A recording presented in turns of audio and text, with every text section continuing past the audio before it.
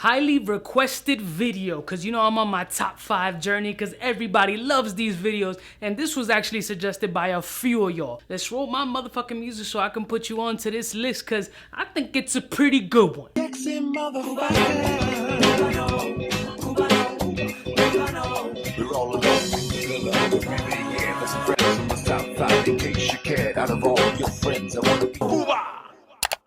Listen, morning, my beautiful peoples. You know who it is. It's your boy, C to the U to the B to the A, on the road to these top 5 lists. Maybe I'll do something like continue it, like top 5, top 10, top 50. Just go by 5 like a 4th grader. Now, a few people on my Instagram and on my YouTube have been suggesting video concepts, and a couple of people all mentioned the same shit. Kuba, why don't you do a top 5 fragrances for beginners? And I thought, yeah, that's pretty fun. Why not do it? Maybe I've done it in the past before, but I'll do a 2020 version. But let me spice it up with my own little flair. Let's make this a 5 fragrances for beginner under $50. Because let's face it, if you're jumping into this fragrance game, you don't want to come in with deep pockets. You want to dip your toe in the water and see if a piranha is going to snatch it off. I'm going to present to you 5 fragrances that I feel are perfect for beginners, all under $50, and I actually have 1 honorable mention, so that makes it 6. A little bit cheating, but let's get into the video, shall we? The honorable mention is none other than, it's by the House of Azzaro, and that's Naughty Leather. Might have just put it in the video just because of the name. It says a little bit naughty. Actually, it is a nice basic entry-level leathery type fragrance, and it's very simple. It's really like leather and vanilla with a nice mass appealing quality to it. It has a little bit of depth, so it's something that you can rock in the colder weather, fall, winter, but it's also versatile enough for you to wear at work or just on some casual white tee or sweater and jeans type flow. This is a very, very nice fragrance. I haven't had a full-blown chance to see how the performance lasts on my skin since it is a new acquisition, but the scent profile alone, I feel is perfect for somebody just getting into the fragrance game on a budget. Let's get to the list. So these are in no particular order. Now, I know that beginners don't necessarily mean young. It can be old, young, all walks of life, shapes, sizes, and lengths. Now, this particular fragrance, in my opinion, I feel that it's more the casual work fragrance. This is a fragrance that I could assimilate to a pair of fucking chinos and a polo shirt. The fragrance is by Hugo Boss, and that's Boss Bottle.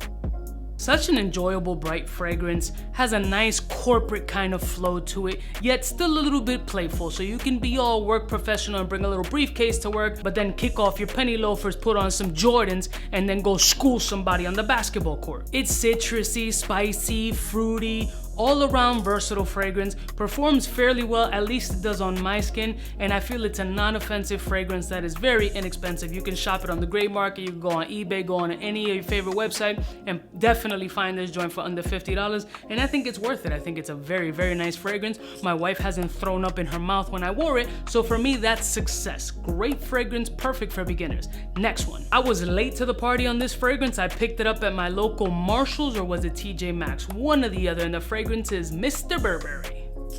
Mr. Burberry to me feels like the kid who's ready to go to teen night or the club night. You can also be a young man ready to go out and enjoy the night once you're out of quarantine, because of course you can't go to a club right now without wearing a mask, and then it looks like you're sticking up the entire place. Mr. Burberry has that mass appealing fresh quality that all women are gonna enjoy. Seriously, I feel that this is not an offensive fragrance in no way, shape, or form.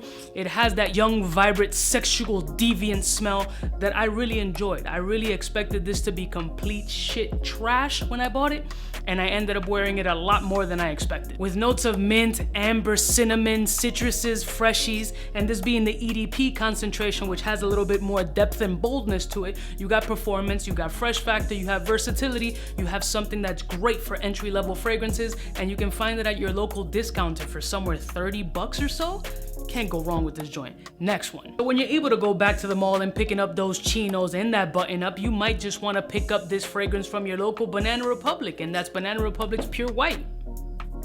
Pure White is entry level in my opinion, but it's entry level with a bit of sophistication. This entire Icon line, as soon as it came out, I've been a fan of all of them. I really, really enjoyed all of them, except the Neroli one. This one is a nice tea-based fragrance. Now, I'm a tea-based fragrance lover. It just has this freshness and this herbaceousness about it that is super inviting, very comforting, and very sexy in my opinion. So you have tea, citruses, and musky fragrances that still provides a soft feminine masculinity to it, and you still still have that mass appealing quality that won't offend anybody. The performance on this one, being such a light fragrance, is still very, very good on my skin, and it has a very like aromatherapeutic vibe to it that I enjoy. There's some fragrances that have that aromatherapy vibe that you wouldn't mind that shit smelling like a fucking candle. This is a fragrance that's super, super solid, especially being some shit from Banana Republic. This joint, shop it around, you might find it for like 25 bucks or maybe even cheaper.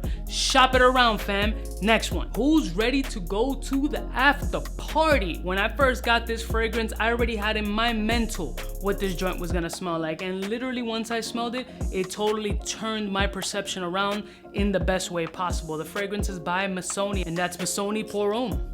Everybody knows Bleu de Chanel and all the concentrations that it has and the price tag that it has. So if you want Chanel performance, I personally feel that it's a little bit better than the Chanel performance in my opinion, and a lot cheaper. Missoni Pour Homme is gonna give you exactly what you're looking for. When Chanel came out, it was the biggest fucking explosion and mass selling fragrance in the game at that time. And this particular joint just flies right under the radar where people are like, who the fuck is Missoni? Isn't that the brand in Target? Like, there's a lot of fucking confusion with shit. Missoni is a high luxury brand. It's been around forever and a day, and they really did a great job with this particular fragrance. Performs outstanding on my skin, has the mass appealing quality, has the versatility of being for a young man or an older individual, has a nice mass appealing quality, has that panty dropper effect that some people are looking for. But at the end of the day, the only way you drop in panties is if you got that game. The fragrance alone is not gonna do it for you, but I think that this fragrance is outstanding, especially for the price. Last and certainly not least, I love all the fragrances in this line that I've smelled. I have like 4 of them shits because they just been hits as soon as they came out. The quality is outstanding,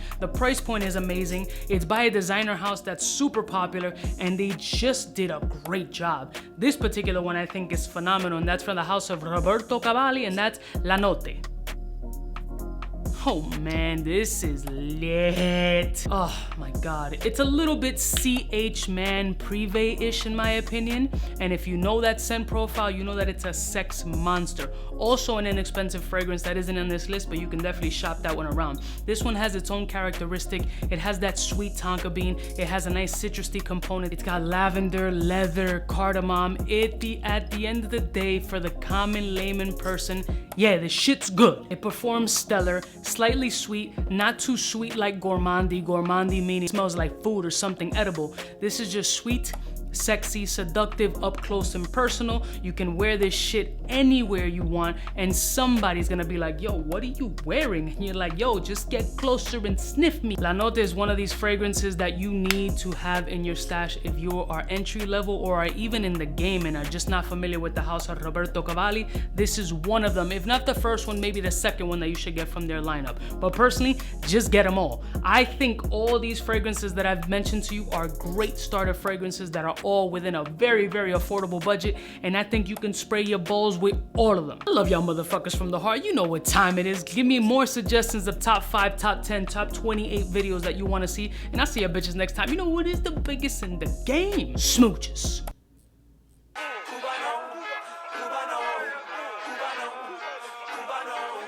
What's fresh? Who's best? Wanna know who's gonna pass the test? For the fly gun holder, money folder, Motorola start tag when it's time to call back. For the rough, rugged, and raw way, this nigga Jay, it's a game, but he don't play. Hey, for all the chicks that got dead in the penthouse suite on top of my mom's crib. It's nonsense you never get in. It's nonsense that you would think that you would.